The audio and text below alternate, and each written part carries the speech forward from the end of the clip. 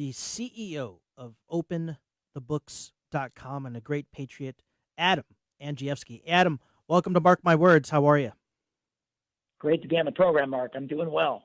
Good, good. Thanks for being here. We've got a lot of things to kind of discuss, Adam. But first and foremost, you've been making national headlines over the last week or so because you were canceled over Fauci coverage. Tell us about that.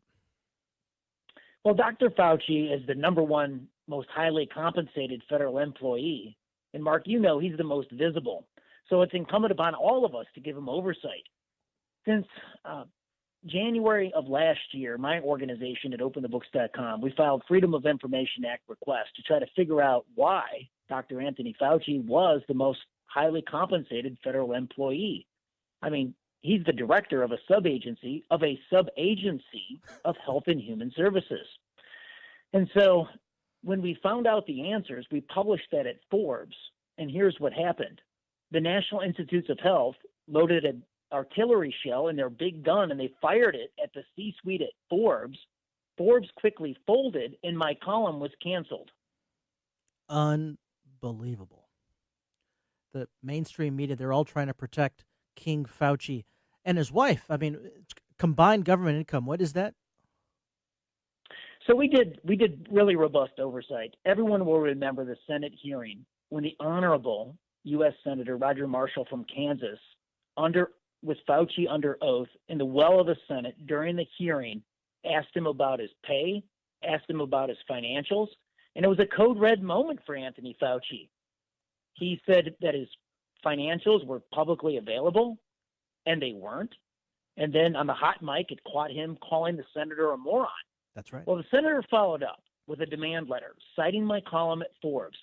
During the Senate hearing, he actually cited Forbes, which was my column on his questioning of Fauci. So we were front and center on the biggest national news story of that day with, obviously, America's top doctor in the hot seat. So the demand letter said 24 hours, turn over your unredacted 2019 and 2020. Those are the latest available ethics disclosures, financial disclosures for Anthony Fauci. And sure enough, the National Institutes of Health produced those documents 24 hours later on a Friday at 5 o'clock. Well, I took all night. I went through everything. I quantified it all. I quantified all of it. We did cash compensation analysis. And here's the findings, Mark. The Faucis did very well during 2020.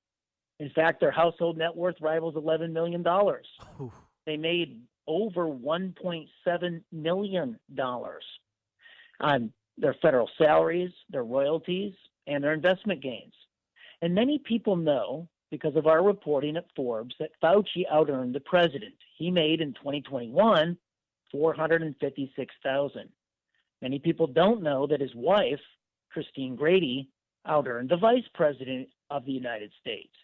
She made $238,000 in 2021. If you add up their salaries, tack on 30% for the cost of federal benefits, the two Faucis at taxpayer expense every single year clean off $900,000. Oh, my goodness. I mean, here, Adam, when I was a federal employee working for the Secretary of Defense at like $65,000 a year, I mean, I thought I was living large at that time, but $900,000. So, and we're going to talk about numbers in Afghanistan in the next segment. But so, Adam, as a key takeaway, you cannot criticize Fauci. Right. So, look, National Institutes of Health, they employ 86 public affairs officers. And what do, Mark? I mean, Fauci does all the media. We know that in the first 18 months of the pandemic, he did 400 media events. So what are those PR officers that soak up $15 million at taxpayer cost in cash compensation every year? What are they doing? Well, now we know. Well, 6 of them, 6 top executives making up to $200,000 a year.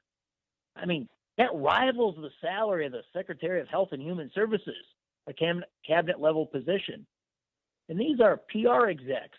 Well, 6 of them, 2 directors, 2 bureau chiefs, 2 public affairs officers at NIH got on a quote unquote corrections email to myself and Randall Lane. Who's Randall Lane? He's the top officer at Forbes, right?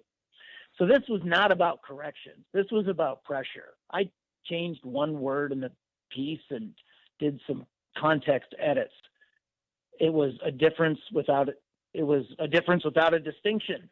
There was no substantial corrections on the corrections email. This was about pressure. And sure enough, within 24 hours, my editors at Forbes called me and they told me I could no longer publish on Dr. Anthony Fauci. And for the first time in 8 years, I would have to clear every future topic with the editors.